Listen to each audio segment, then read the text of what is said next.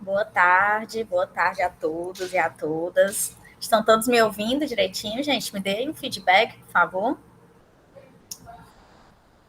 Né? Tudo bem, né? Gente,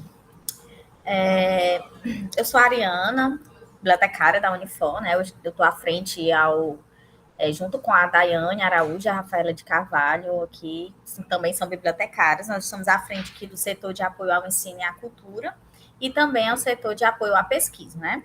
Antes da gente iniciar o nosso momento, queria só informar que essa apresentação está sendo gravada, certo? Posteriormente, ela vai ser disponibilizada no nosso canal da biblioteca que está no YouTube, certo? Hoje nós estamos aqui no nosso segundo dia, né, da 10ª Semana de Informação Científica, promovida pela Biblioteca Central da Unifor. O nosso tema é Explorando as Metodologias para a Pesquisa Científica, e o nosso evento, né, a proposta do nosso evento é apresentar à comunidade acadêmica e ao público externo as metodologias de pesquisa científica, né? Até amanhã, nós iniciamos ontem, até amanhã nós estaremos aqui com alguns convidados, né, que possuem know-how no assunto, compartilhando informações, né, aqui com uma proposta de tentar promover um diálogo entre os profissionais da área da pesquisa, né, e também outros interessados na temática, né, que gostam aí dessa área. Esse evento, ele vai ter emissão de declaração para cada apresentação, certo? Então, antes da gente, quando a gente estiver quase concluindo, quando o nosso convidado estiver quase concluindo a fala, a gente vai colocar aqui no chat a lista, né, o formulário de presença, e é a partir desse formulário, né, das respostas desse formulário que nós vamos emitir as declarações, certo? Então, é muito importante que você que está aqui, né, fique atento a esse formulário e responda ao formulário, tá? Ontem nós estivemos aqui com o professor Felipe Brito, que é um professor aqui da Unifor, né? Ele tratou aí de técnicas de coleta de dados. Não sei se vocês estavam aqui, né? Mas foi muito bacana essa conversa com ele. E hoje, né, nós estamos aqui com o professor Dr. Jefferson Veras. Já quero te agradecer, Jefferson, por mais uma vez, né, estar aqui conosco. O Jefferson, gente, ele possui doutorado em Ciência da Informação pela Universidade Estadual Paulista, né, Unesp. O mestrado dele é em Sociologia pela UFC e a graduação dele é em Biblioteconomia, e nós somos colegas aí, né, de profissão. Ele é professor associado do Departamento de Ciência da Informação da UFC e é professor permanente do Programa de Pós-Graduação em Ciência da Informação. Então, a experiência do Jefferson é toda, né, voltada para processos de ensino, de aprendizagem, estudos de usuários, práticas informacionais, mediação, estudos aí sobre memórias e patrimônio, política e regime de informação, e aspectos históricos e epistemológicos da ciência da informação. Seja muito bem-vindo, Jefferson. Muito obrigada, né, por disponibilizar novamente o seu tempo. E é sempre um prazer, né, estar aqui com você, te ouvir, aprender mais de ti. Estava até com saudade, né, das suas aulas. Então, o palco é seu agora. Obrigada. Não estamos te ouvindo. Está desligado?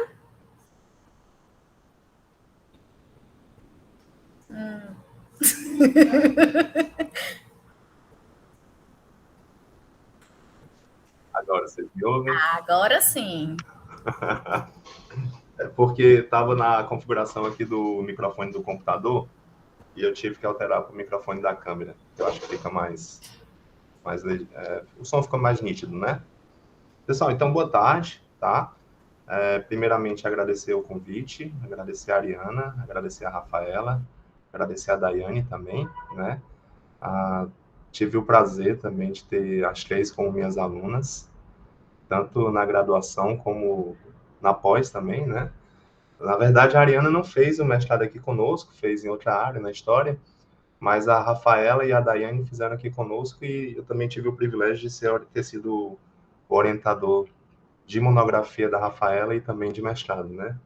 Então, fico muito feliz com o convite, agradeço à Universidade de Fortaleza, ao sistema de bibliotecas também, e era um convite que eu não podia recusar, né? Acho que foi ano passado, né? Foi, Ariana? Foi ano passado? Foi esse ano. Foi no primeiro. Foi esse ano, né? O tempo passa tão rápido, pessoal, que às vezes a gente pensa que foi ano passado, mas foi esse ano. Eu tive aqui falando É porque nessa... a gente vive por semestre, né? A gente quer de universidade. a gente, e aqui na UFC a gente tem tá tendo um semestre atípico, porque houve a greve, né? E aí o nosso semestre retornou em setembro, eu acho. E aí o semestre 2024.2 vai até 2025. Aí minha cabeça também está um pouco, como diz o meu filho de 7 anos, está um pouco bugada, né, em relação a isso. Pessoal, na vez passada que eu tive aqui, a Ariana me deu um tempo e aí eu acabei chapolando. Então eu vou tentar ficar dentro das 2 horas que ela me falou, que a gente tem para falar. 2 horas. Não é? Ai, Não, ela me falou menos, tá? Eu tô só brincando, só para quebrar um pouquinho o gelo. Então, vou tentar fazer o possível aqui para a gente ficar dentro do tempo. Eu vou apresentar um pouquinho para vocês sobre pesquisa bibliográfica. Na verdade, assim, já são coisas que eu trabalho aqui na UFC, até porque eu também estou responsável, já faz alguns anos, pela disciplina de metodologia da pesquisa, né? Que é aquela disciplina que os alunos vão fazer um projeto para o TCC. Que aí aqui a gente tem a modalidade monografia ou artigo como TCC de graduação, né, trabalho de conclusão de curso. Então, já são algumas coisas que eu abordo na disciplina com os alunos, tá? E eu vou trazer aqui para vocês. E aí eu queria, se possível, assim, a gente deixasse um tempinho ao final para debater, para vocês tirarem dúvidas, né, ou comentar alguma coisa do que foi abordado aqui. Eu vou tentar compartilhar aqui minha tela com os slides, tá bom? Deixa eu só ver se eu acho qual é a tela que eu tenho que compartilhar aqui, só um instante, tá? Achei. Acho que está processando. Já aparece para vocês, não é? Sim, Jefferson, tá aparecendo, viu? Pronto, perfeito. Então, como a Ariana disse, né? Sou professor aqui da UFC, do Departamento de Ciências da Informação e também do Programa de Pós-Graduação em Ciência da Informação. E aí, quando a Ariana me fez o convite, tá? Eu perguntei a ela se eu podia abordar, claro que eu vou focar e vou priorizar a pesquisa bibliográfica, mas eu perguntei a ela se eu podia abordar a pesquisa bibliográfica e também um pouquinho sobre pesquisa documental, tá? Por quê? Porque são vamos chamar assim, dois delineamentos de pesquisa muito parecidos, muito próximos, e é muito comum as pessoas confundirem, né? Pesquisa bibliográfica e pesquisa documental. Muitas vezes as pessoas tratam as duas como sendo o mesmo tipo de pesquisa, mas não são. Elas têm suas particularidades. Assim como também o pessoal confunde, muitas vezes, pesquisação com estudo de caso, né? Ou análise de discurso com análise de conteúdo. Então, são coisas que trabalham ali com elementos próximos e tal, mas que têm abordagens diferentes. Então, no caso de hoje, eu trouxe aqui a pesquisa bibliográfica e aí, se der tempo, eu falo um pouquinho sobre a pesquisa documental, tá? Então, vou passar aqui os slides para a gente ir acompanhando. Eu passo, já passa na tela, né? Tá tudo ok. Pessoal, então, assim, toda pesquisa, tá? Toda pesquisa, ela parte de uma pesquisa bibliográfica.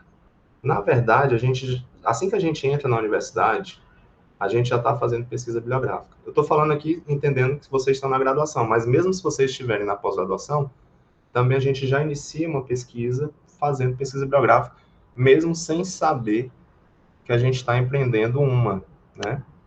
Até porque ela é o passo inicial. Quando a gente formula ali um problema de pesquisa, então, a tendência é que a gente comece a procurar também textos parecidos, né? Textos que tratem sobre aquela temática. Isso, por si, já é uma pesquisa bibliográfica, tá bom? Só que, assim, não dá para a gente dizer que a pesquisa bibliográfica é tão simples, tá? Embora, muitas vezes, ela seja tratada como um tipo de pesquisa mais básica, né? Uma pesquisa mais tranquila de ser realizada, mas ela tem também suas complexidades.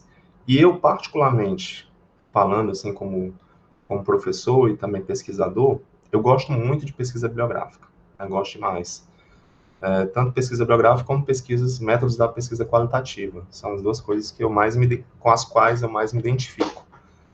Tanto que os meus orientandos, geralmente, assim, eu recomendo, pelo menos na graduação, no curso de Ciências Humanas, né, na área de Ciências Humanas, eu recomendo fazer uma pesquisa bibliográfica como TCC, que eu acho que dá uma experiência bacana, uma experiência interessante para o aluno, né, já que ele está ali empreendendo aquele primeiro esforço de pesquisa, e dá também um capital cultural para ele poder enxergar um pouco melhor o mundo, né? Porque assim, quando a gente vai fazer pesquisa bibliográfica, a gente está falando de teoria, tá? Então, basicamente é isso. A gente vai ver o que existe de teoria sobre um determinado assunto. E eu sempre uso essa metáfora da teoria porque eu acho que é uma metáfora acessível para a gente entender qual a importância da teoria para a nossa vida, né? Muito mais do que a gente ficar citando autores num texto, numa palestra, seja onde for, a teoria nos ajuda a gente a enxergar o mundo, tá? Então, eu sempre faço uma brincadeira em sala de aula, que é que nem aquele exame que a gente vai fazer, exame no oftalmologista, que ele bota ali um aparelho e fica dizendo, melhorou ou piorou, né? E aí ele vai tentando encontrar ali o grau ideal, né? Para o seu olho, assim, para a sua necessidade. Ele fica sempre naquela, né? Melhorou ou piorou? Não é uma coisa precisa. Pelo menos não parece ser para mim, como leigo, né? Não sou da área da saúde. Mas para mim não parece ser uma coisa tão precisa. E a teoria é isso. Às vezes tem uma teoria que se adapta, se adequa melhor à realidade que a gente está estudando, e tem outras que não são tão interessantes. E às vezes também tem teorias que são conflitantes, né? Então a gente tem que ter muito cuidado quando está fazendo uma pesquisa, e principalmente quando está empreendendo uma pesquisa bibliográfica, com isso. Daí a importância da gente conhecer também a epistemologia de uma área, né? Porque tem coisas que elas somam, tem coisas que se complementam, mas tem coisas também que são contraditórias. E aí, para poder ainda seguir nessa linha, né, sobre a importância da teoria e da pesquisa bibliográfica para a ciência, eu acho interessante uma frase do Bachelard, que diz o seguinte, né, que a ciência não corresponde ao mundo a descrever. Na verdade, ela corresponde ao mundo a construir, tá certo? Então, quando a gente está fazendo pesquisa, e quando a gente está lendo teoria, a gente não está buscando necessariamente descrever o mundo, né? Isso é muito complexo, tá? Isso talvez a gente não tenha condições de fazer. Na verdade, a gente está construindo o mundo, ou construindo o nosso olhar sobre o mundo. E a teoria tem essa importância, né? Ela ajuda, ela molda um pouco o nosso olhar sobre o mundo, à medida que ela também acaba conseguindo com que a gente transforme, né? Se transforme, né? A gente consiga transformar nós mesmos, tá? Então, vamos lá. Toda pesquisa, tá? Em qualquer área de conhecimento, ela exige uma pesquisa bibliográfica, como eu já falei.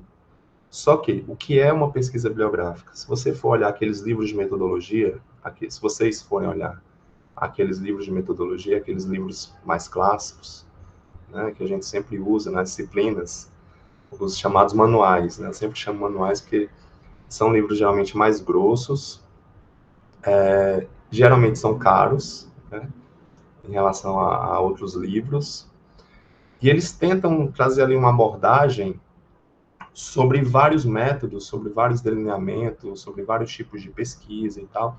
E por ter essa abordagem muito ampla, eles acabam também não conseguindo aprofundar tanto o assunto, tá? Mas pelo menos a definição mais frequente que a gente encontra nesses livros é que a pesquisa bibliográfica ela diz respeito ao estudo e análise de documentos do domínio científico, tá? Então, a gente vai focar na pesquisa bibliográfica exclusivamente a documentos do domínio científico. Quais são esses documentos? Né? Então, por exemplo, livros, periódicos, artigos de periódicos, né? Dissertações, teses, tá? E a finalidade principal da pesquisa bibliográfica é essa, proporcionar um contato direto com outras publicações escritas por outras pessoas, né? Feitos textos escritos por outras pessoas, que tratam sobre o tema que você quer pesquisar, ou temas próximos ao que você quer pesquisar. Então, quando é que a gente usa a gente usa de uma maneira muito forte a pesquisa bibliográfica? Principalmente quando a gente está escrevendo um referencial teórico. Seja o referencial teórico de um projeto de pesquisa, seja o referencial teórico de um TCC, de uma dissertação ou de uma tese. Então, dependendo da área, às vezes o referencial teórico fica numa seção separada. Em outras, ele fica diluído com a análise dos dados. Por exemplo, quando a gente pega uma pesquisa antropológica, né, a gente não tem essa separação tão nítida, tão rígida ali, entre o que seria a teoria e o que seria o campo, né? O que seria a empiria, a pesquisa, a análise dos dados. Você vê uma mistura ali, né? Ao mesmo tempo que o antropólogo está descrevendo, está analisando o campo, ele também está recorrendo a alguns autores, outros antropólogos, que já falaram sobre aquelas questões, sobre aquele tema. Tá certo? Mas geralmente, né? Se a gente estiver falando no modelo mais clássico, tá? De ciência, de trabalho acadêmico, a gente tem uma seção destinada ao referencial teórico, que é lá que a gente apresenta boa parte da pesquisa biográfica que a gente empreendeu ao longo do percurso, né, desse percurso de investigação, tá? E geralmente no referencial teórico, quando a gente está fazendo uso da pesquisa biográfica, a gente não costuma emitir opiniões, a gente recorre ao pensamento de outros autores, tá? Por isso que a gente deve, né, focar em livros, periódicos, artigos periódicos, na verdade, dissertações e teses. Então guardem isso, tá? Pesquisa biográfica se refere a documentos de domínio científico. Dando um spoiler, né? Por que eu estou dizendo para vocês guardarem isso? Porque é essa definição que vai diferenciar a pesquisa bibliográfica da pesquisa documental. Tá? Embora ambas lidem com documentos, mas são tipos diferentes de documentos. Né? Na bibliográfica são documentos de domínio científico. Então, deixa eu passar aqui os slides. Tá?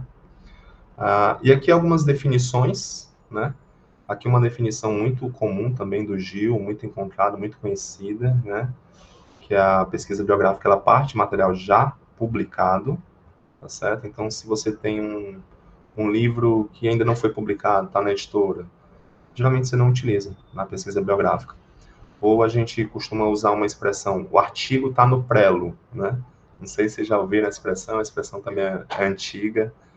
O que seria o artigo no prelo? Quando a gente manda um artigo para uma revista, então ele vai ser avaliado pelos pares. Geralmente, eles voltam o artigo, pedem para a gente corrigir, né? É muito comum. Tá? Ou então eles recusam. Quando eles aceitam, geralmente pedem correções. É muito raro você mandar um artigo e ele já ser publicado direto, né? Sem correções. É raro. Já acontece, mas é muito raro, tá? E aí, quando o artigo está no prelo, é quando ele já foi aceito para publicação, mas não foi publicado. Né? Então, a revista vai depender da edição da revista para publicar aquele texto e tal. Então, a gente não utiliza na pesquisa biográfica, tá bom? Porque não é material já publicado, né?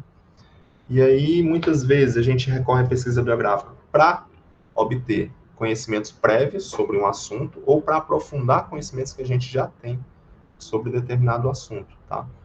Justamente para possibilitar que a gente examine o tema, né, com possibilidade de repente, até propor uma abordagem que seja inovadora. Por exemplo, né, eu vou pesquisar um tema X porque eu identifiquei que a teoria não aprofunda determinadas questões sobre aquele tema.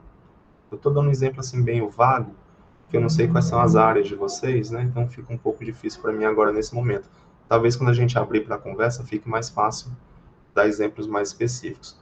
Mas por enquanto eu vou ficar com exemplos mais vagos por conta disso, tá?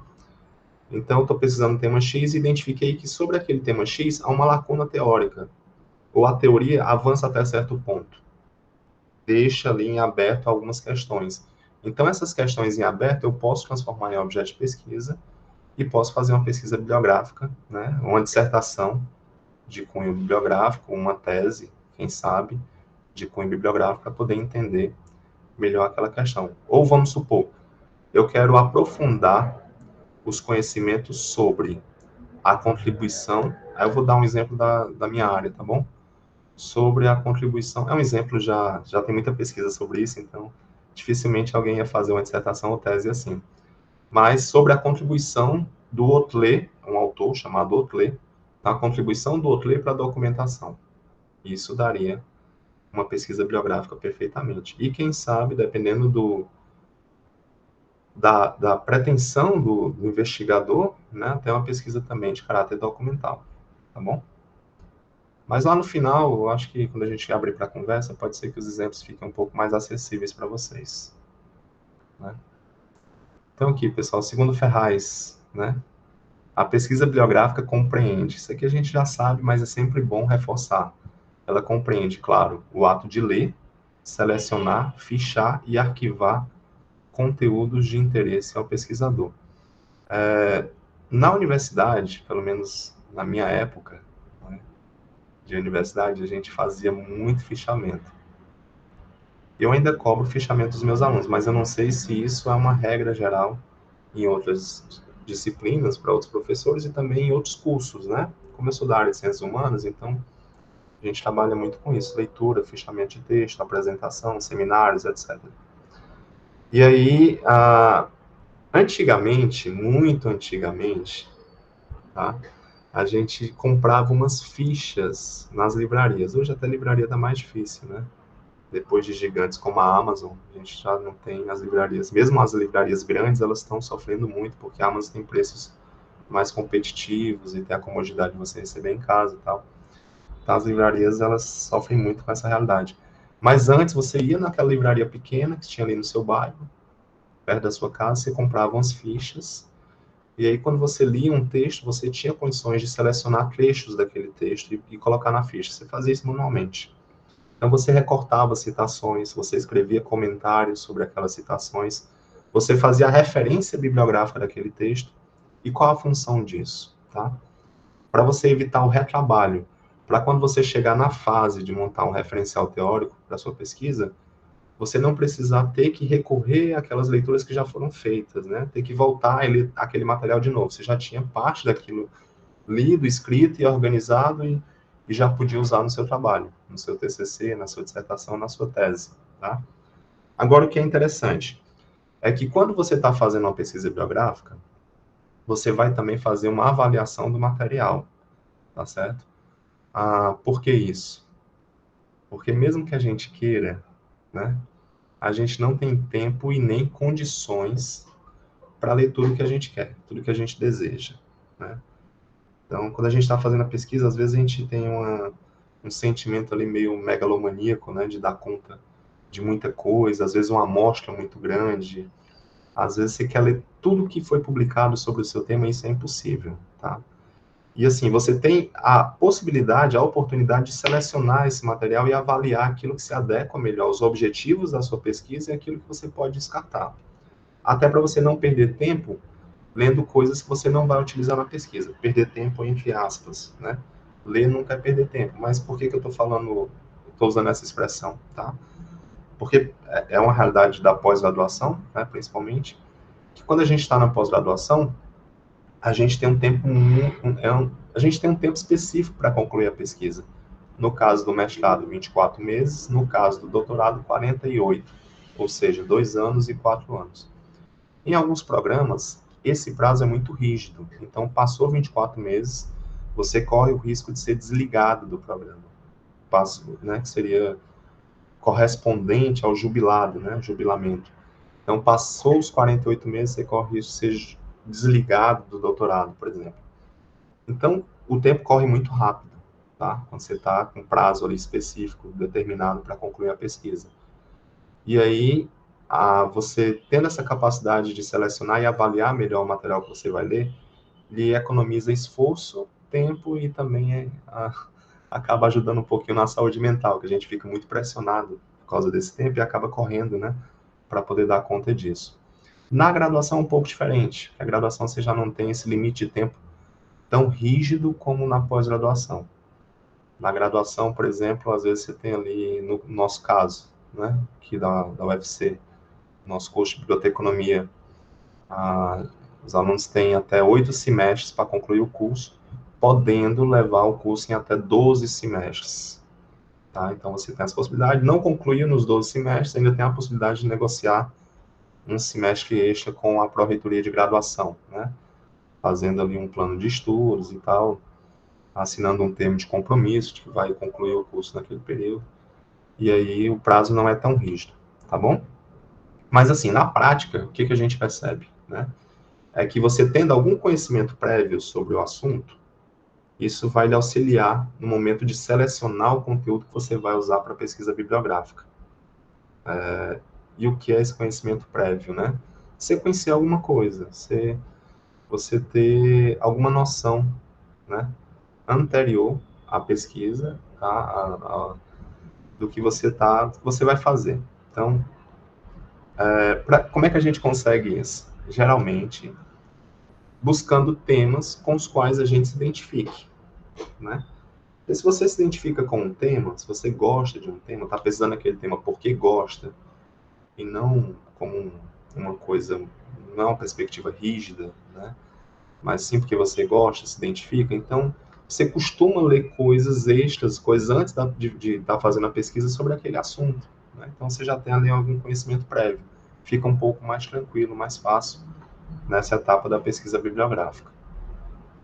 Deixa eu ver aqui qual é a aba que está os slides aqui, achei. Tá? Então vamos lá. Quais são os 3 objetivos da pesquisa bibliográfica? Primeiro, abordar conceitos básicos, né?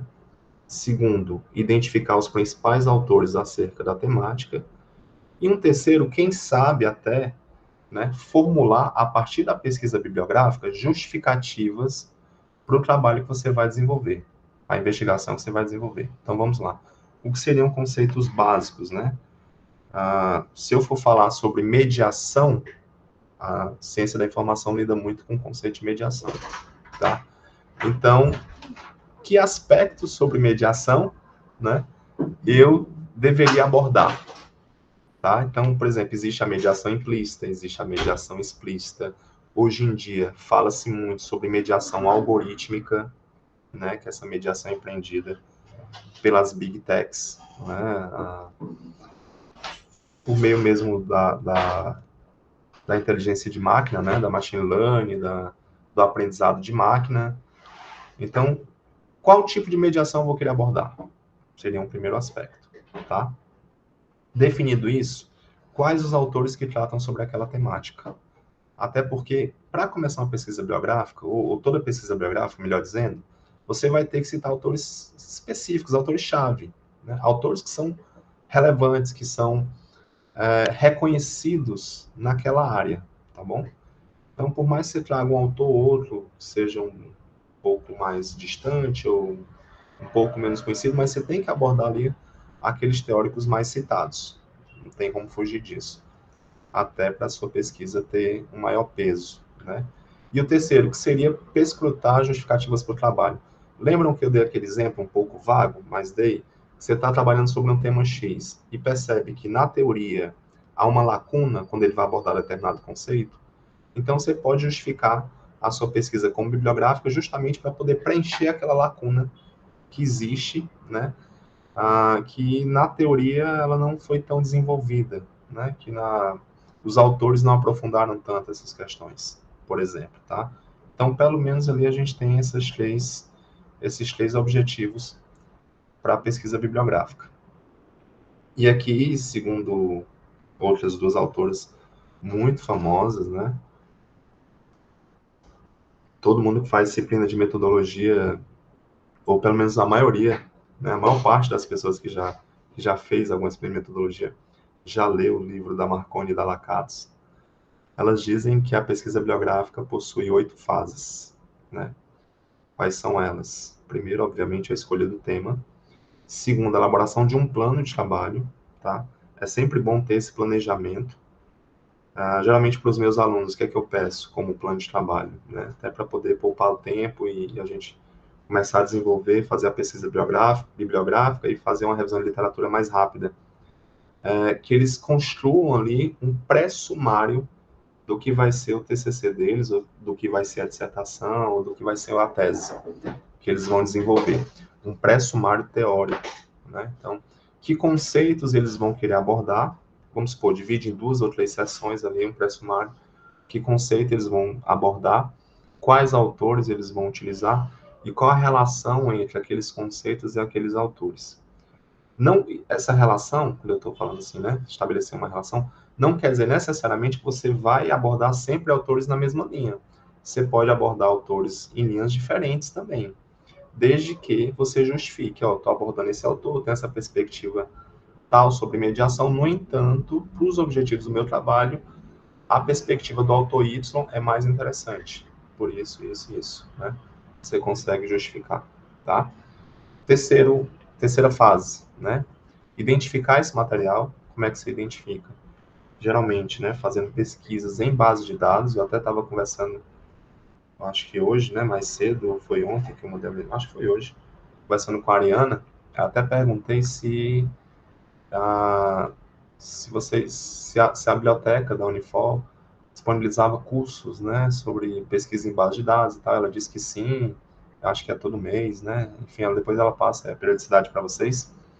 Mas é uma das maneiras de identificar. E também na própria biblioteca, tá? A gente pode consultar esse material em bibliotecas, pode consultar esse material, fazer a busca por esse material em bases de dados, né? Ou pode também fazer a busca por esse material em repositórios institucionais. O que são esses repositórios? Geralmente, quando você conclui um curso, você finaliza ali o seu TCC, você vai mandar esse trabalho para a biblioteca e ela vai colocar no repositório. A mesma coisa acontece com dissertações e com teses. Então, existem repositórios para poder servir até de memória institucional e também para fins de pesquisa científica desse material. Na minha época, né, início do século XXI, tá? A gente ainda precisava mandar, quando a gente concluía um trabalho, eu fiz isso nos três, monografia, dissertação, tese, a gente tinha que mandar o trabalho impresso, né?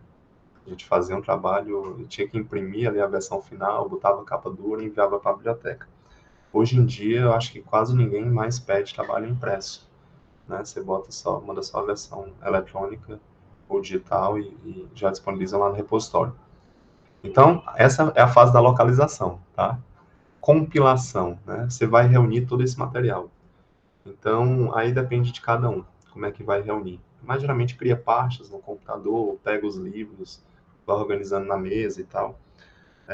Uma vez eu tive me orientando no mestrado que ele me encantou muito com o modo como ele fez essa compilação, né? Nas orientações, a gente discutindo um pouquinho sobre a pesquisa biográfica que ele ia fazer, sobre como ele ia montar o referencial teórico. E aí eu marquei a reunião depois e ele chegou para me mostrar como é que ele tinha feito essa compilação.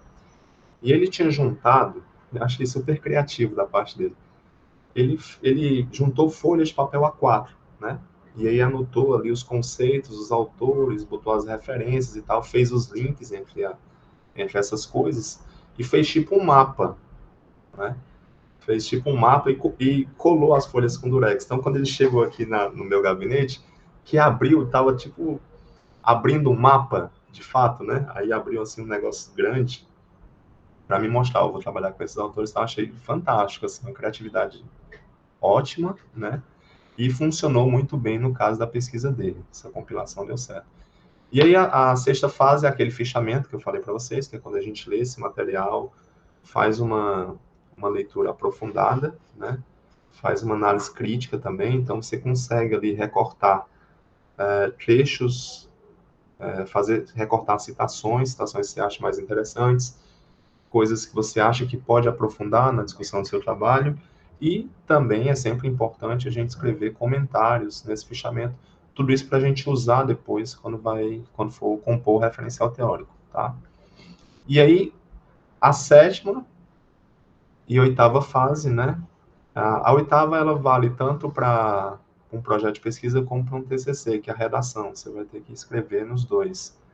Mas a sétima, ela vale principalmente para pesquisa, por exemplo, como se fosse um TCC, se a sua pesquisa for unicamente uma pesquisa bibliográfica. Que, assim, você não só vai citar autor, tá? Se a sua pesquisa for somente, unicamente, pesquisa bibliográfica, então você vai ter que fazer uma análise daquele material, né? Então, você vai fazer uma análise daquela discussão que você traçou até ali no seu trabalho, tá? Pessoal, até aqui tá tudo ok? Tem alguma dúvida?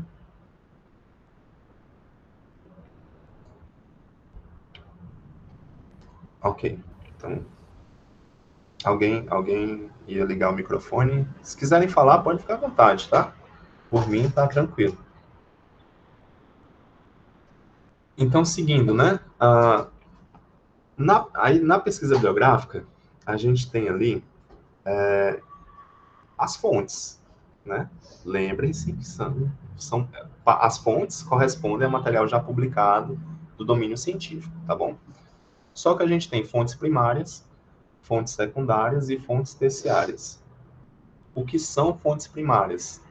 É bem transparente aqui a definição, né? Obrigado aqui, pessoal, pelo feedback. Então, é bem transparente a definição. Fontes primárias, trabalhos originais e publicados pela primeira vez. Então, por exemplo, relatório de pesquisa é um trabalho original. Serve como fonte primária. E quando é que você faz um relatório de pesquisa? Geralmente, né?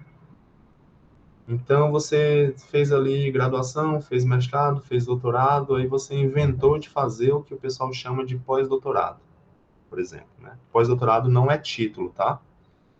Na verdade, o nome correto mesmo é estágio de pós-doutoramento. Então, pós-doutorado é um estágio de pesquisa. E aí, ao final desse estágio, você vai fazer um relatório.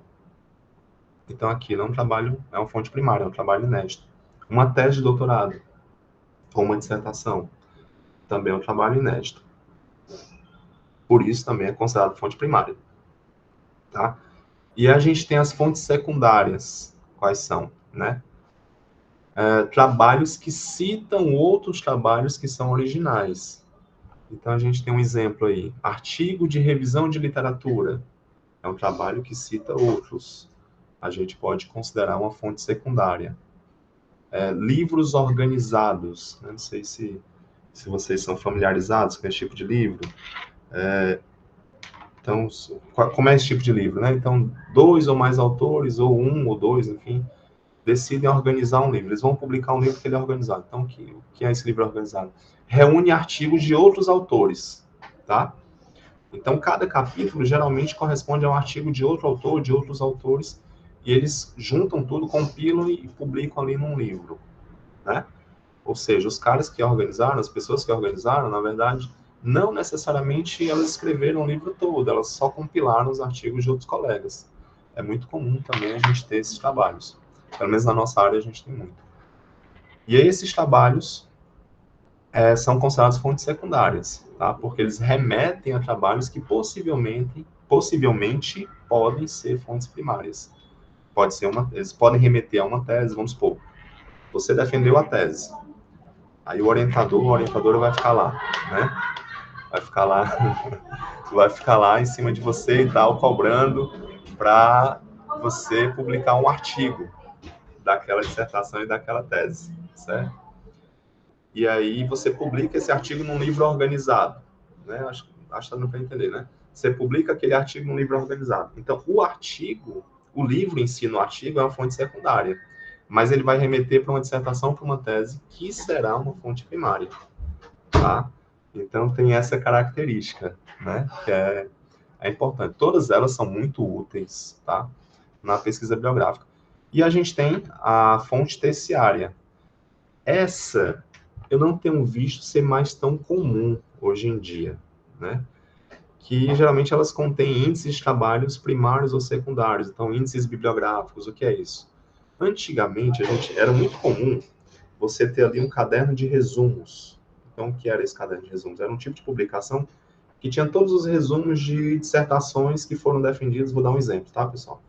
Todas as dissertações que foram defendidas na sociologia, no programa de pós-graduação em sociologia da UFC, no ano entre 2022 e 2024. Hoje em dia a gente não vê isso com tanta frequência. Ou então, o que seriam bibliografias, né? Um conjunto de referências bibliográficas, tá? Sobre determinado tema, uma compilação, né? Então a gente também já não vê mais com tanta frequência. Já houve um tempo que isso era muito comum. Hoje em dia a gente já não, eu pelo menos não vejo mais com tanta frequência isso. Qual a importância, tá? Primeiro, né? Eu quero pesquisar sobre o tema da mediação. Vamos ficar lá naquele exemplo da mediação, tá? Eu quero pesquisar sobre o tema da mediação, mas eu não sei nem por onde começar, né? Então, eu posso ir lá na fonte terciária e ver quais referências, quais artigos aqui eles estão mencionando que tratam sobre mediação. Isso já seria um passo importante para a minha pesquisa bibliográfica. Já me orientaria a procurar aqueles artigos, aqueles trabalhos que falam, né, de alguma maneira sobre mediação, e a partir dali eu poderia aprofundar um pouco mais minha leitura, aprofundar um pouco mais a minha compreensão sobre o conceito, tá? O que a gente tem também? Dependendo do tipo de pesquisa, as três são muito válidas, são úteis, né? São importantes para a pesquisa bibliográfica, mas dependendo também do tipo de pesquisa que você vai fazer, você pode privilegiar uma fonte primária, uma fonte secundária. Vamos supor, só um exemplo também, né? Eu quero discutir, deixa eu ver aqui, deixa eu pensar. Eu quero discutir a noção de xiste em Freud, tá? Ou, sei lá, quero discutir a noção de melancolia em Freud, né? E aí, o que o Freud falou sobre melancolia, por exemplo, tá? Não é tão interessante para o meu trabalho eu ficar com fontes secundárias, que seriam fontes de autores que falariam sobre a obra do Freud. O ideal é que eu fosse consultar diretamente a obra do Freud, nesse caso, né? E de preferência até no idioma original, porque na tradução sempre perde alguma coisa. Por exemplo, na tradução da obra do Freud, uma tradução inicial que a gente teve aqui no Brasil, da Imago, se eu não me engano, da Imago, eles colocaram o ego, o id e o superego, e Freud não usava isso, não usava o termo em latim, ele usava eu, supereu e isso, né? Só depois é que saiu uma outra tradução sem os termos em latim, se eu não me engano, tá? Se eu não estou enganado, a gente tem essa particularidade no caso do Freud. Então, dependendo do tipo de pesquisa que você vai fazer, obviamente que você pode privilegiar uma fonte primária, né?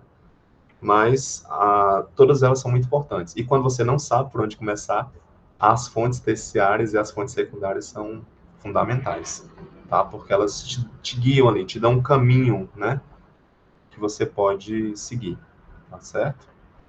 Então, deixa eu ver aqui o que mais. Aqui, né, escolha o tipo de fonte vai depender do propósito da pesquisa, tá certo?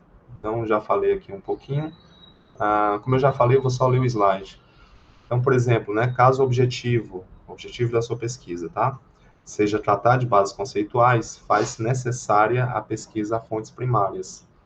Todavia, se a finalidade for discutir processos, procedimentos ou qualquer outro material de estudo, pode-se recorrer a fontes secundárias, apoiando-se, claro, em discussões já realizadas. E, por fim, né, no caso das fontes terciárias, elas auxiliam o pesquisador, na verdade, quando o pesquisador ainda não possui muita intimidade com a temática. Então, aqui, como eu já tinha explicado um pouquinho antes, eu só fiz esse slide que depois, se vocês quiserem, eu disponibilizo para o pessoal da biblioteca, né, e aí eles podem passar para vocês se vocês tiverem interesse.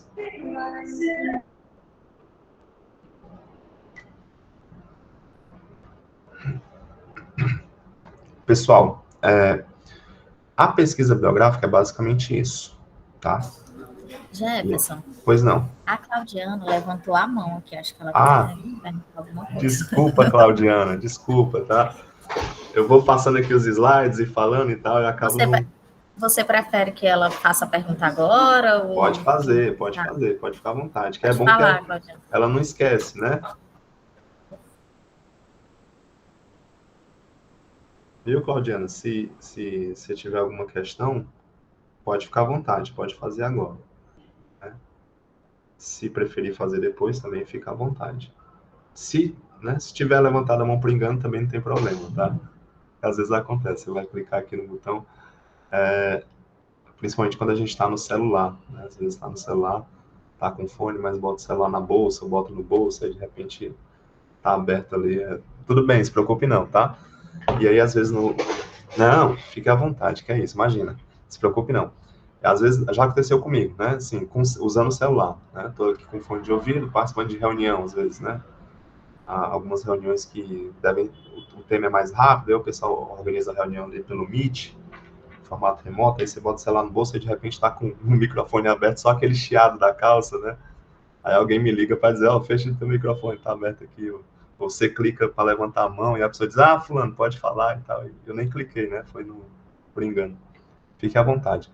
Pessoal, é o seguinte. Então, pesquisa bibliográfica é aquilo, né? Que eu abordei basicamente, tá? E aí, se vocês quiserem, eu posso dar com sequência agora a pesquisa documental. Eu pergunto à Ariana se a gente pode seguir.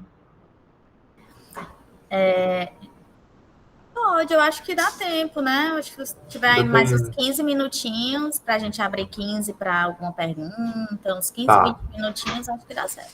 Então, eu tenho mais 15, né? 15 a 20, Isso, né? isso. Estourando 25. Tá bom, entendi o recado, viu? Pessoal, então vamos lá. Como eu disse lá no começo, né? Pesquisa bibliográfica, pesquisa documental costumam ser confundidas, né? Então, eu já peguei trabalho que capsulizar. Fiz pesquisa bibliográfica e documental. Ou fiz pesquisa documental. E, na verdade, a pesquisa dela era toda bibliográfica. Tá? Então, é comum. Acontece. Né? Não é isso que vai invalidar a sua pesquisa, não é porque você errou a nomenclatura que você vai invalidar. Na verdade, se o procedimento, o processo, na verdade, estiver correto, você só muda o termo lá depois. Pelo menos eu, sendo membro de banca, obviamente que eu não vou reprovar um trabalho por conta disso. Só digo, ó, não, na verdade você fez pesquisa bibliográfica, então onde tem documental, substitui por bibliográfica, e nesse ponto tá tudo certo, né? Tudo resolvido. Então vamos lá. A pesquisa documental, ela se caracteriza pela busca de informações em documentos, assim como a pesquisa bibliográfica, certo? No entanto, são documentos que ainda não receberam tratamento científico. Por exemplo, né, reportagens de jornais, revistas aqui, é porque a gente usa periódico para revista científica, e revistas aqui é no geral, o que a gente tiver de revista, tá? Cartas, gravações em áudio, vídeo, fotografias, dentre outros tipos. Sempre que eu falo de pesquisa documental, aí eu lembro muito do trabalho de pesquisa, né, do Gilberto Freire, tá? Que ele fez ali construiu, na verdade, né, uma... Respondo já, tá, Bruna? Ele construiu, na verdade, uma interpretação ali do Brasil colônia, né?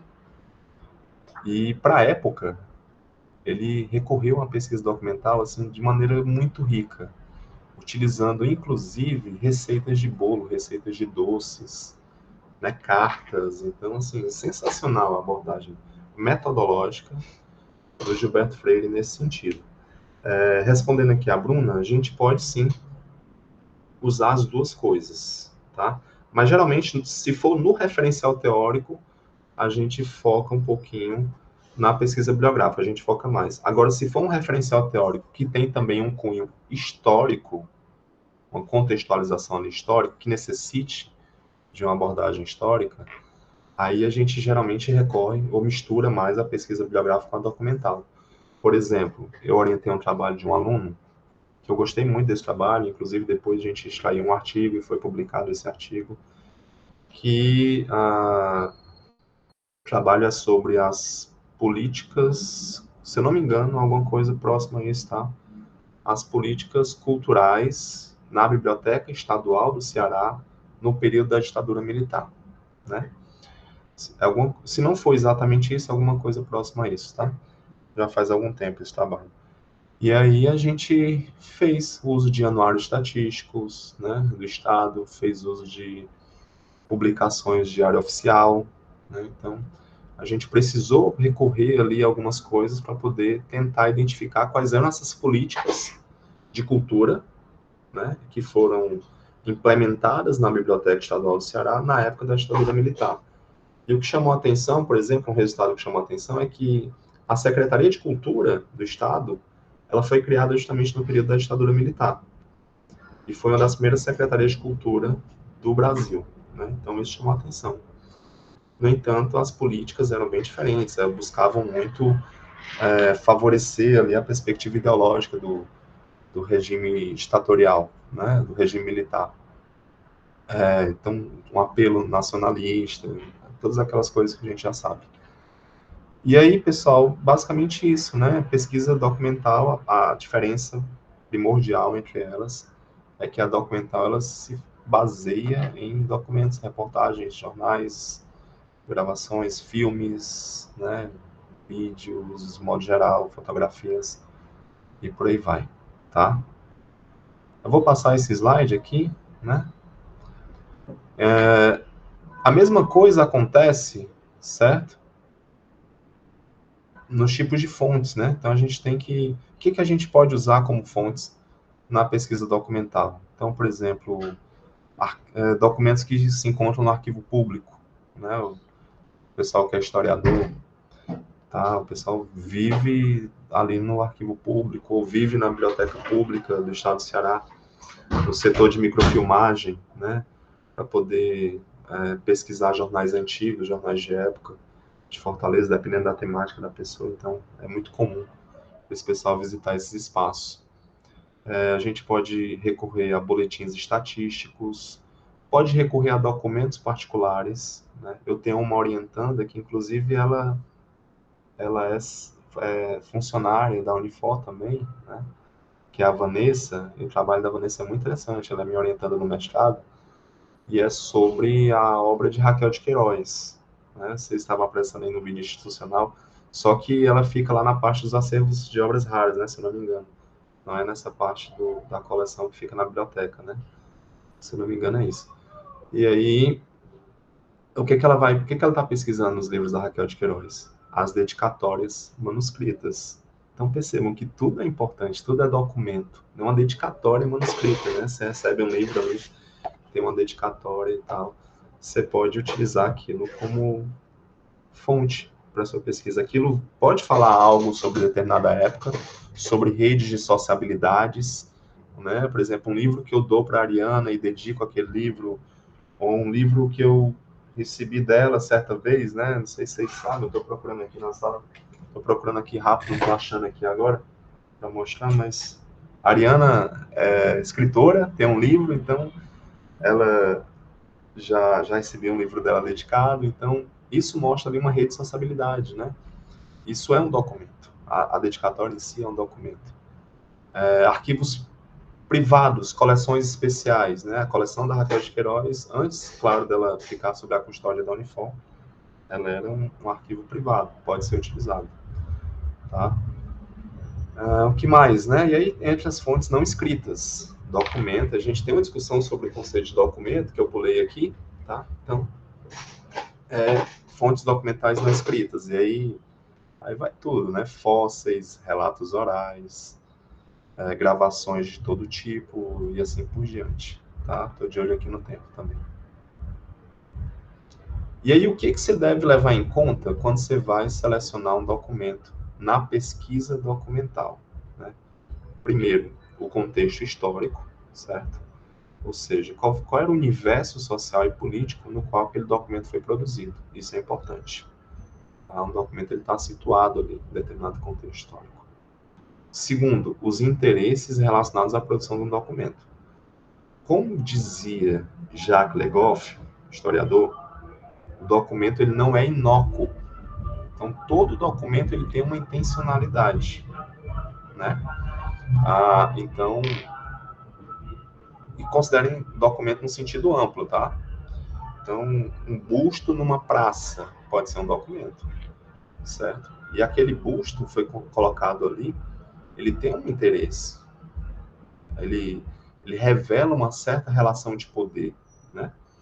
Uma relação de poder daquela pessoa na sociedade, na época, ou um interesse em homenageá-la, né? Tempos depois.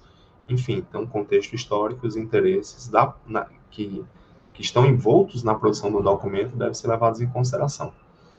Terceiro, autenticidade e confiabilidade. Né? Então, tem que verificar a procedência do documento, a forma como ele foi produzido. Né? Hoje em dia está bem pior essa questão, assim, você tem que ter muito cuidado em relação a isso, até para evitar utilizar um documento, por exemplo, que seja um documento falso, ou que seja um documento de desinformação, né? Eu lembro aqui de um caso que foi publicada não sei se no antigo Twitter, X, hoje, né? Que era uma foto do Papa Francisco utilizando uma jaqueta da Adidas, se não me engano era isso, né? E aí começou o pessoal comentar e repostar e tal, e responder uns aos outros, aquela coisa toda. E aí, obviamente, depois percebeu-se que aquela foto ela havia sido manipulada por inteligência artificial. Né? Então, há uma série de indícios ali que mostravam que havia sido, de fato, manipulada. inclusive até a própria postura corporal do Papa, né, estava mais ereta e tal, e ultimamente ele já não tem essa postura tão ereta, já está um pouco mais curvado pela idade, toda aquela coisa, né, questão de saúde também, então a gente tem que levar em conta contexto histórico, interesse, autenticidade, confiabilidade. Quem produziu aquele documento, né? A fonte. É uma fonte confiável? Ele é autêntico? Tá? E aí, por último, a natureza. Se é um documento de natureza religiosa, se é um documento de natureza demográfica, se é um documento de natureza histórica, né? Tudo isso vai ser interessante também nessa seleção. Mas, claro, sempre fiquem em mente isso, sempre atendendo, respeitando os objetivos da sua pesquisa. Porque mesmo que você tenha ali os objetivos bem traçados, bem delineados, como eu falei, às vezes a gente tem aquela mania, né, de tentar abarcar tudo, né? E aí você quer ir muito além do que os seus objetivos pedem, certo? Não tem problema. Só que assim, vai gerar um desgaste que você pode poupar. Então, se você está fazendo isso no mestrado, poupa um pouquinho, que aí você tem uma munição a mais para o doutorado, né? Você tem mais coisa ali para abordar no doutorado. O que você não pode fazer é ficar aquém dos objetivos. Além até pode, mas não é necessário, né? Você pode poupar um pouquinho de energia para poder utilizar isso no trabalho futuro. Aqui, pessoal, é importante porque na pesquisa documental, a gente não somente coleta documentos e não somente descreve esses documentos. É importante a gente interpretá-los, né? O que eles dizem, tá? O que esses documentos nos dizem. Então, coisas simples, por exemplo, eu lembro que, acho que lá por 2013, mais ou menos, 2014, já faz um tempo aí, talvez muitos de vocês nem lembrem disso, a palavra self foi inserida no dicionário Oxford, né? E aí que se tornou uma prática muito comum. Então, por exemplo, uma foto, né, que você faz ali de frente e tal, de si mesmo, uma foto de si mesmo, de tão popular que ela passou a ser de uns tempos para cá, ela já existia antes, claro, mas tão popular que ela passou a ser de uns tempos para cá, ela pode hoje ser considerada um documento, né? Você pode interpretá-la, né? Um documento sobre, enfim, né, as questões do eu na contemporaneidade, né? E várias outras coisas mais, tá? E aí, a partir disso, você pode determinar tendências, de repente, realizar inferências lógicas, enfim, o que for preciso fazer. Pessoal, basicamente isso, né? Eu vou ficando por aqui, tá bom? Então, deixo para vocês agora perguntas ou comentários, se vocês queiram fazer, fiquem à vontade, né? E agora eu devolvo a palavra para a Ariana, tá? Jefferson, muito obrigada. Olha aí, menino, achei que ele ia usar o tempo dele todinho. Hoje ele... Pois é, eu fiquei pressionado aí. Gente, é sempre, né, um prazer escutar o Jefferson. Queria te agradecer novamente. Eu quero abrir, né, agora para as perguntas, ver se alguém tem alguma pergunta, alguma dúvida. A Bruna Lessa está perguntando, Jefferson, você deve estar vendo no chat, se os dados do IBGE são documentais. Ô, Bruno, desculpa, eu respondi a tua segunda pergunta e não respondi a primeira, né, na hora. Mas sim, são documentos, tá? São documentos que a gente pode utilizar e utiliza muito, né? Principalmente quando você vai ali, quando está abordando um tema e você vai fazer uma contextualização, é muito frequente. Para fazer essa contextualização, você recorre a dados demográficos, dados do IBGE, dados, enfim, dependendo da pesquisa, às vezes dados sobre renda, faixa etária, escolaridade, coisas do tipo, até mesmo para poder justificar ali um recorte que você vai trabalhar. É muito comum e podem sim ser considerados documentos, perfeitamente. Tu iniciou a tua fala dizendo que toda pesquisa, né, ela inicia a partir de uma pesquisa bibliográfica, né? E eu fiquei pensando porque a própria construção do objeto de pesquisa, ele é muito construído a partir dessa pesquisa, né? Porque às vezes a gente não tem, a gente sabe que o objeto de pesquisa ele não está dado, né? Ele não está dado, a gente vai construindo esse objeto de pesquisa. E aí, a pesquisa bibliográfica, ela vai nos ajudar a vamos dizer, elaborar todas as partes, na verdade, do nosso projeto, vamos dizer assim, né? O nosso projeto de pesquisa ali. Então, ajuda a gente na construção do nosso objeto, ajuda a gente na construção da nossa problemática, da nossa justificativa. Então, é a pesquisa bibliográfica que está na base de tudo, inclusive da construção desse objeto que a gente vai pesquisar, e que muitas vezes ele vai se alterando na medida, né, que a gente... Não é que ele vai se alterando, é porque é um processo mesmo de construção. A gente começa com uma ideia, mas aí muitas vezes a partir da pesquisa bibliográfica a gente vai alterando, vai percebendo que ele pode ser melhor construído, às vezes, né, não está muito claro na nossa mente. Então a pesquisa bibliográfica, ela é muito importante, né? E aí eu acho também que... Eu posso só comentar uma coisinha, Ariana? Pode, claro. Tu anotou aí, né? Não vai perder, não. Pode falar. E aí, isso que a Ariana está falando é tão importante, pessoal, que eu até lembrei de um texto de um antropólogo já falecido, que é Roberto Cardoso de Oliveira, né? E aí, eu não lembro exatamente o título do texto, mas eu estou me esforçando aqui para lembrar, mas é alguma coisa sobre o ato de ler, ouvir, escrever, né? Etnografia. Ele está falando sobre a etnografia e tal, que era a praia dele, né? E ele pesquisou muito os Yanomamis, né? Estou lembrando aqui, pesquisou muito os Yanomamis. E aí ele vai falar, né? Quando você chega no campo, como antropólogo, ele está falando como antropólogo, claro. Então, quando você chega no campo, tem muita coisa para você olhar. Quando você chega ali, né? Para fazer a pesquisa, tem muita coisa acontecendo. Você tem que focar ali sua visão em alguns eventos. E eu me deparei muito com isso na época do mestrado. E aí você tem que focar em alguns eventos. E muitas vezes é a pesquisa bibliográfica que vai lhe ajudar a determinar aqueles eventos que vão ser prioridade para você. O que está acontecendo no mundo aqui? Por exemplo, eu estou falando isso porque na época do mestrado eu pesquisei as festas raves em Fortaleza, né? Então, quando eu cheguei na rave, quando eu chegava numa rave, estava acontecendo ali era um caos, assim, muita coisa acontecendo ao mesmo tempo, né? Música, luz e muita coisa. E aí você não tinha como aprender tudo com o olhar. E aí, o que eu fiz, né? O que eu comecei a fazer? Ler muita literatura, muita pesquisa sobre festa, sobre também festas raves, no geral, né? E a partir daí, tentar identificar alguns elementos que seriam centrais, seriam importantes para a minha pesquisa em si. Então, ela também ajuda nisso, né? Também. E às vezes, me permita, viu, Ariana? A Ariana já me conhece, sabe como é que eu fico fazendo parênteses. E aí, às vezes, o que acontece também na pesquisa biográfica? Eu ouço muito isso de alunos. Professor, não tem nada sobre o meu tema. Isso é praticamente impossível, tá? Sempre tem alguma coisa sobre o seu tema. Então, muitas vezes, você não vai achar algo, às vezes, diretamente explícito ali no título, mas pesquisa pelas palavras-chave. Pode ser que você ache, né? Por isso que eu perguntei para a Ariana, acho que foi hoje de manhã, né, Ariana? Sobre vocês davam pesquisa sobre base de dados e tal. E aí pesquisa nas palavras-chave, vê se você identifica alguma coisa que esteja ali.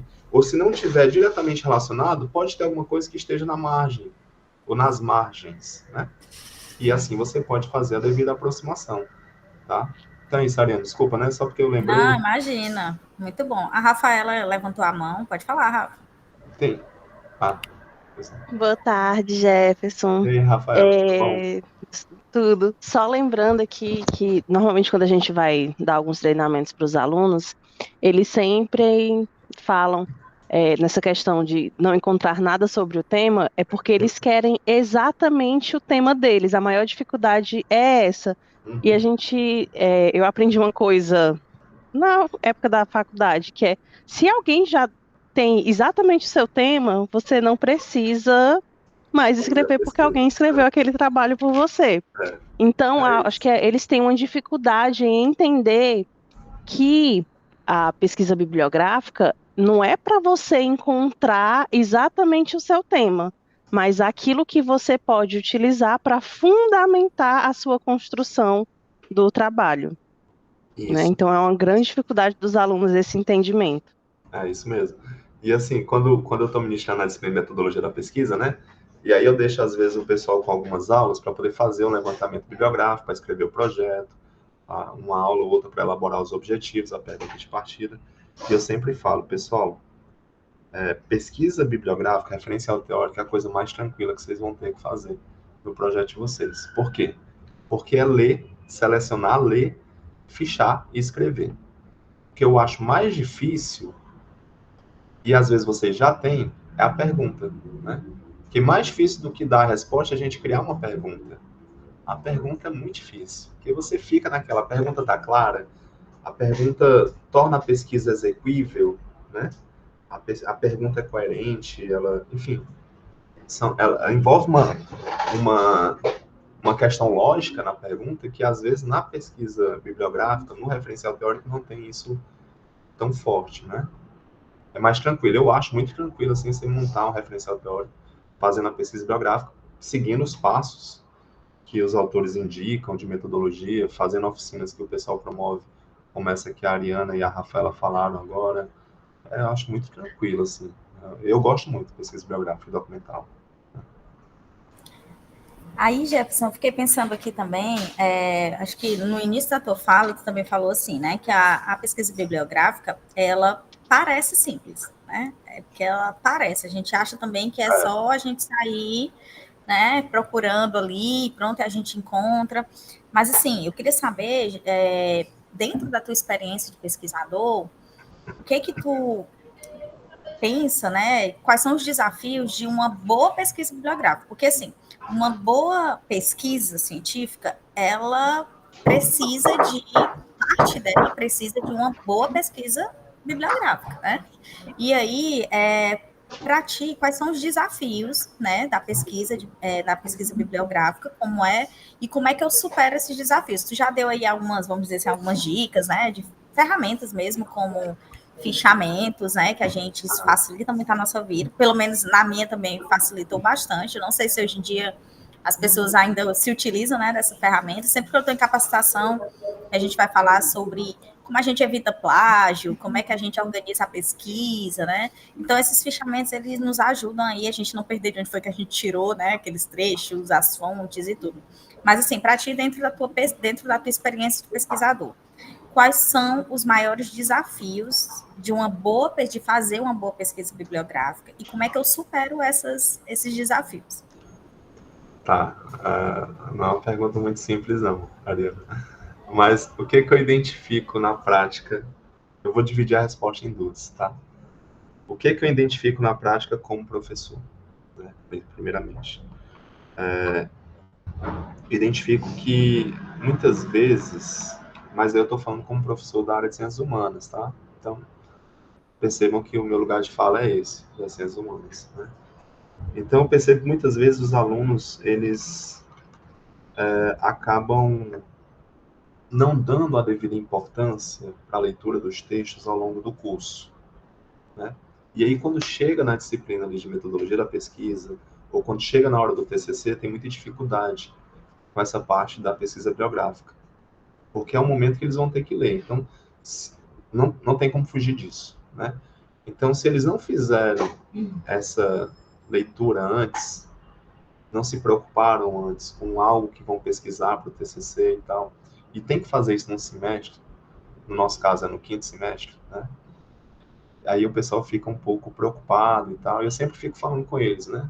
A Ariana me conhece, então tem um estilo um pouco mais leve. Eu tento ter um estilo um pouco mais leve, então eu sempre falo com eles, ó, pessoal. Então, tem muitas variáveis aqui que a gente tem que considerar, né? Muitas vezes você não conseguiu fazer essas leituras antes, ou porque não quis, ou porque não podia, então você tem que correr atrás do prejuízo agora. Ou muitas vezes também você não... aconteceu algo na sua vida que lhe impediu, sei lá, às vezes você ficou doente, teve um problema familiar, isso foi complicando ali de você, o fato de você se dedicar, né, a determinadas disciplinas. Mas eu vejo que muitas vezes a questão é essa, a falta dessa dedicação prévia, né? No meu caso, quando eu vou fazer uma pesquisa bibliográfica, então, tem uma corrente, eu até esqueci de falar isso, né? Que a gente pode fazer uma pesquisa bibliográfica, e tem vários tipos, tá? Tem revisão bibliográfica, revisão sistemática, revisão narrativa e tal, que aí a gente depois deixaria isso para um outro encontro, né? Se a Ariana me convidar, a Daiane, a Rafaela, o pessoal do sistema, estou à disposição.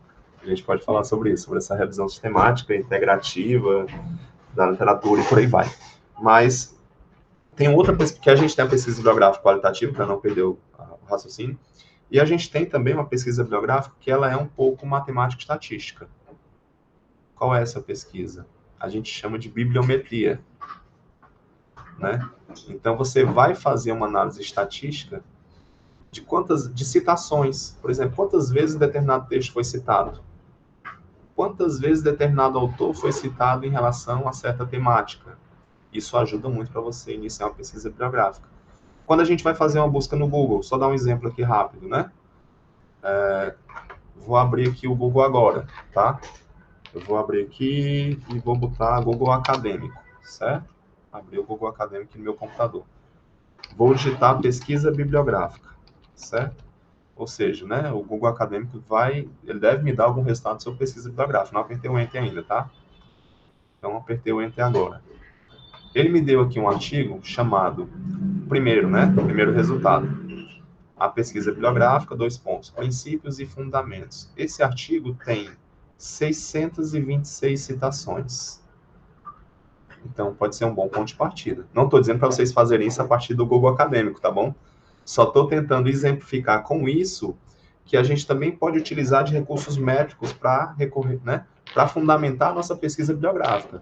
Então, se um determinado autor aparece ali com um número elevadíssimo de citação, você vai deixar o cara de fora na sua pesquisa, no seu referencial teórico? Não faz muito sentido. Até porque na banca, possivelmente você será cobrado por ele. Por que o autor X não aparece aqui na sua temática? É um autor que todo mundo cita e tal, né? Então, eu sempre levo em conta isso. O peso, entre aspas, né? O peso que aquele autor tem em determinada temática sobre algum assunto. Claro que isso também está relacionado à questão do poder na ciência, né? Eu gosto muito do Foucault, que ele fala que a ciência também é um desejo de poder e uma vontade de verdade, né? Ele até tem um livrinho dele, que a Rafaela deve lembrar, que eu sempre passo nas minhas disciplinas, né? Sobre o discurso, tá? Que foi a fala inaugural dele no Collège de France. E aí, nesse livro, ele vai citar, nessa fala inaugural, obviamente, essa palestra e tal, ele vai citar que Mendel, quando propôs sua abordagem sobre as ervilhas, ele estava falando o certo. No entanto, ele não estava no polo da verdade na ciência da época.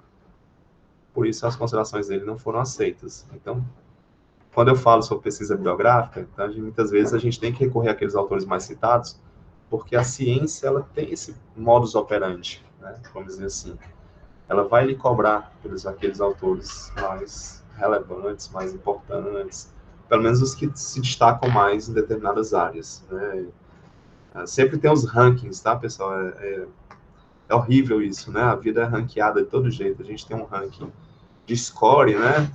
Se você não paga a fatura do cartão, recebe lá a notificação do Serasa, seu score baixa, né? Você tem um ranking de citação, você tem tantas citações, é horrível isso, né? Tudo é ranqueado. Mas, infelizmente, na ciência também, tá? Também acontece isso. Outro dia eu fui na farmácia, aí, só citar aqui esse exemplo rápido, foi na farmácia, foi daí que eu me dei conta, né? Que eu também estava num ranking, só não sei qual a minha posição nesse ranking. Que eu fui na farmácia, aí eu estava comprando uma besteira, né? Aí a pessoa na frente estava comprando outra besteira também, tipo uma Coca-Cola, um chocolate, um negócio assim. Aquelas coisas que a gente compra em farmácia, 11 horas da noite, né? Aí o caixa perguntou se a pessoa queria o CPF, né? E eu sempre peço que não, porque eu não vejo razão para isso. Né? A pessoa diz, não, eu quero o CPF porque isso vai aumentar meu score, né? Isso vai aumentar o meu score. Aí foi que eu me dei conta, cara, então é isso, é por isso que a galera bota CPF, que tem um score, né? Então, mas tudo é ranqueado, tudo é matemática e estatística, né? O algoritmo, ele não deixa escapar nada. E na ciência também, né? Quando você faz uma busca dessa no Google Acadêmico, por exemplo, ele dá ali aqueles resultados principais, se vocês estiverem fazendo isso, vocês vão ver que tem texto que tem 626 citações, tem texto que tem 1.504 citações, não quer dizer que seja o melhor texto sobre o assunto. mas é um texto que é referência, pelo menos, porque está sendo muito citado, né? E não é patrocínio, não é resultado pago, né? Aqui no Brasil a gente não tem isso, você não paga para publicar, a gente tem uma política de ciência aberta. Eu acho que eu falei demais, né, Ariana? Não, falou não, que é isso. Tô brincando, gente, é sempre uma conversa muito gostosa, né, que são reflexões muito bacanas que o Jefferson sempre traz, muitas contribuições, então quero te agradecer novamente. E aí, aproveitando que o Jefferson falou aí sobre métricas, né, falou aí sobre matemáticas, né, amanhã a Maiara Nascimento, que é mestre, né, em ciência da informação, né, mestre em ciência da informação, ela vai estar conversando com a gente sobre metodologia de análise bibliométrica, né? Então, olha aí, né? A gente combinou. E a gente nem combinou. Então, assim, amanhã, né, a gente vai fechar a nossa semana de informação científica com essa metodologia, né, de análise bibliométrica. Então, para quem não conhece, né, é uma boa oportunidade de conhecer, porque ela vai falar do histórico, ela vai falar das aplicações dessa metodologia, então é bom aí para a gente ter como uma ferramenta. Pode falar, Nara. Você ia falar? A Bruna também está com a mão levantada aqui, mas... Tá. Ah, não, eu acho que era reação. Tá. Eu confundi. Então, gente, muito obrigada pela presença. Jefferson, mais uma vez, muito obrigada. Tá? Imagina, é sempre um prazer. E não esqueçam de responder o formulário de presença para vocês poderem, né, receber aí a declaração de participação desse evento, tá certo? Hoje e amanhã, né, estamos aqui. Cumpriu. Obrigada, viu, Jefferson? Gente, até mais, né? Boa tarde e até amanhã, viu? Estejam aqui às 15 horas. Então, valeu, pessoal. Foi um prazer. Tchau, tá? Tchau. Tchau.